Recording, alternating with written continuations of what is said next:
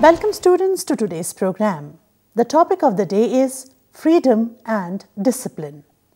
The objectives of the lesson are understanding the concept of freedom, understanding the concept of discipline, understanding the importance of discipline in social life. Introduction to freedom. The concept of freedom and discipline are very important for all, especially for parents and teachers to understand. It is the proper understanding of these two basic ideas, then any other, which ultimately helps us and determines the degree to which we are able to support children's growth, development, and understanding. These basic concepts determine the way we live, develop our relationships, and become a part of development, be it national or global. It affects how we prepare our environment, our day-to-day matters, interactions with children, and even our happiness in our own work. Understanding freedom and discipline demands that we examine the social, emotional, and cognitive reasons for why we make the choices we do. The concept of freedom. What is freedom? Some define freedom as lack of attachment. Freedom means you get to do whatever you want. Freedom is something without a constraint or a limitation. A complete freedom then means that one can go completely wild in their creative choices. We speak of things giving us freedom. Household appliances, for example, give us plenty of freedom from our routine chores, but by extension, we can speak about anything that supplies additional energy to our efforts. These things that give us freedom are doing routine tasks or are making the tasks we must perform more efficient. Does it mean that children must follow rules up to a certain age only? Say for instance, until they are 18? Then they are free to do whatever they want? Skipping classes, missing tutorials, drug use, etc.? Even primary school at 3, the children rush out of the school buildings, finally free from the confines of discipline. In Montessori schools, we hear other revealing attitudes about freedom. The children are supposed to work, but in a friendly environment. The kids are set free. This attitude reflects the fear of rules in modern parenting that rebounds from the strict discipline that they used to follow. The new parents or modern parents wish to raise their children differently. So, the children are given freedom and are not burdened with responsibilities and rules. Similarly, many preparatory schools or kindergarten teachers are instructed to first follow the child's lead and let them be free. Actually, we as parents or as teachers are trying to set aside the tricks and violence mistook for discipline so that we could see children reveal their true natures. But in reality, we see children who are out of control, abandoned to their own devices, leave us as frustrated parents and teachers who end up resorting to the same kind of discipline they vowed to avoid.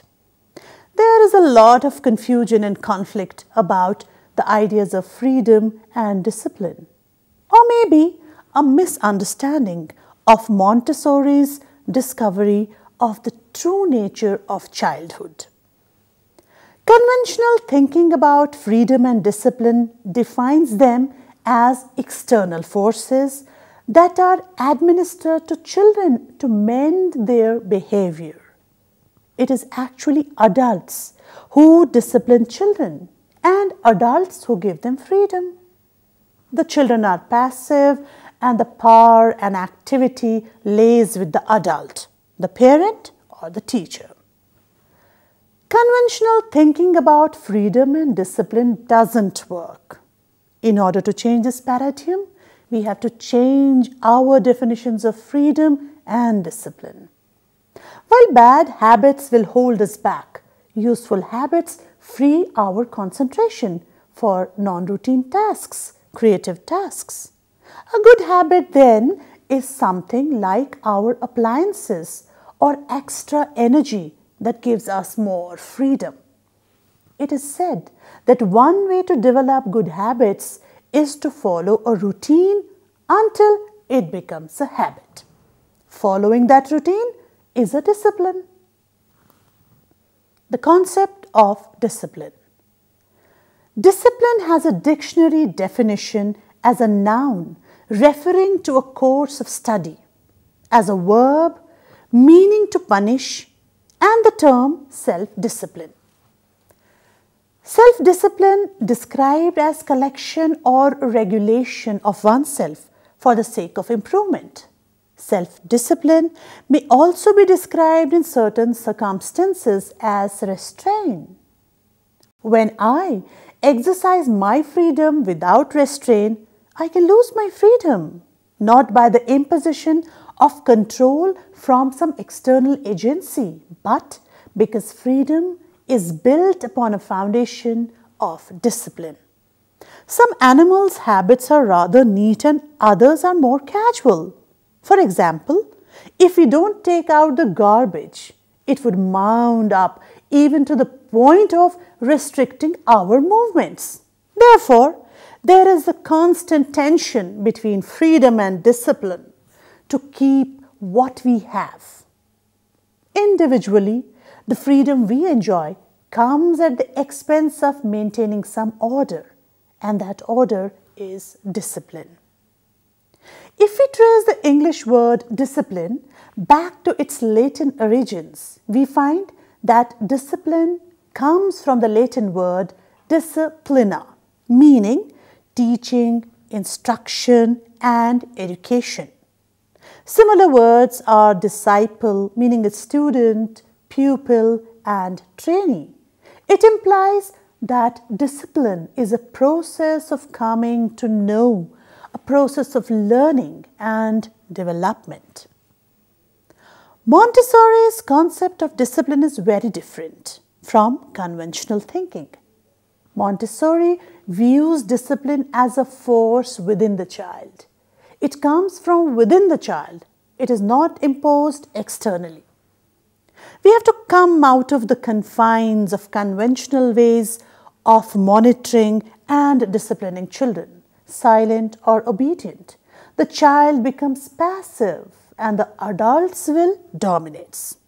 Discipline should come up as an active force. This creates a sort of balance between education, discipline, and development. Education should not teach the child how to be passive and submissive. It must help the child become active and a responsible citizen. When discipline becomes a process of development, every child follows a predictable pattern of development shaped by his or her culture and thus achieves the goals of self-discipline. Often when discussing the idea is that discipline is external.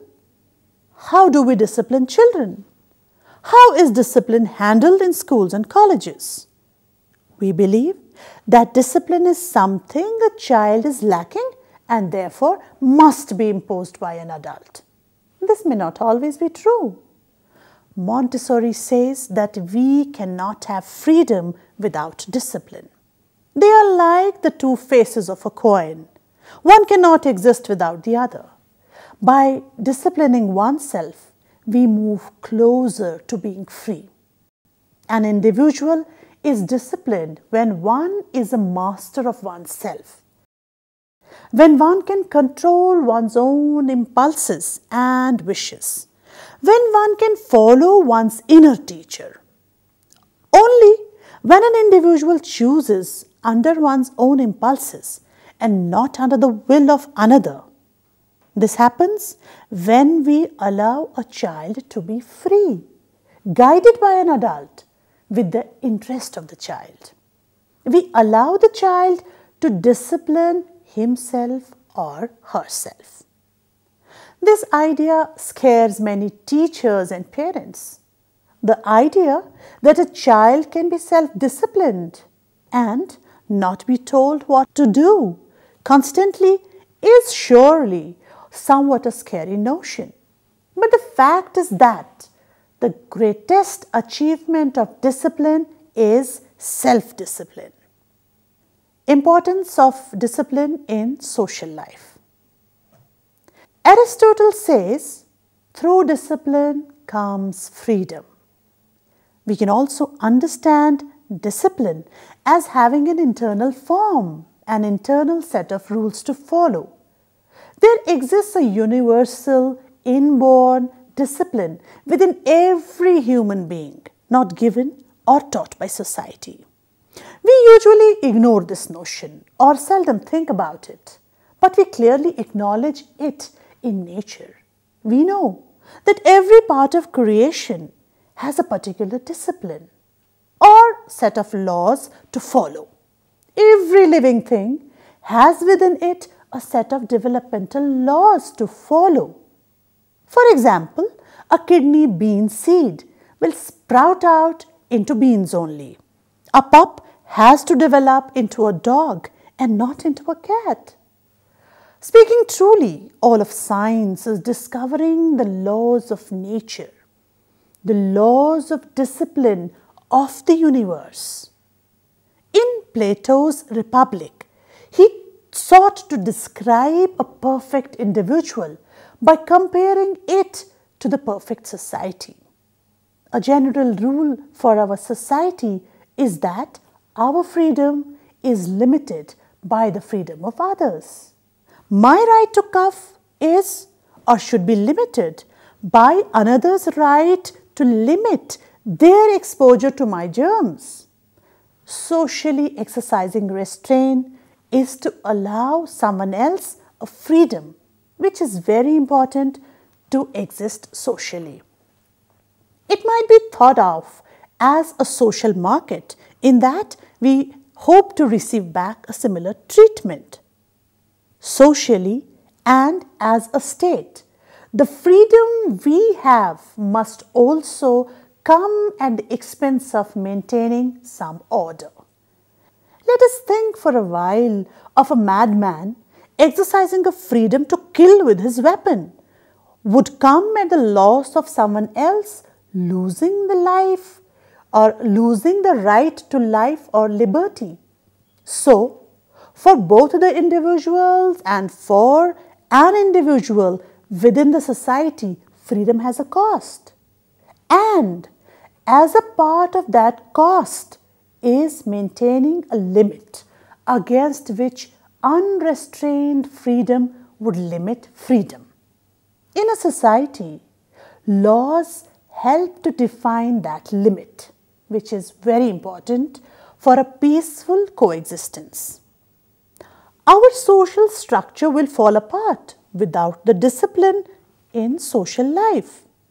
A society without proper discipline encourages the unsocial activities and bad behavior, such as violence and killings.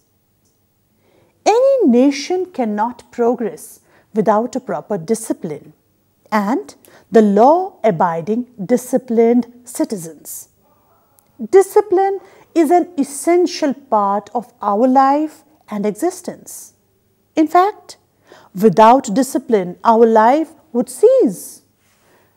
Discipline ensures smooth life without hindering individuals' liberty, who then coexists mutually and harmoniously. Without discipline, we cannot control our mind or our senses. Discipline works everywhere. It controls our morals and even our religion. There is no place on earth where discipline does not play a major role. Discipline is the order of society. It is the basis of the whole universe.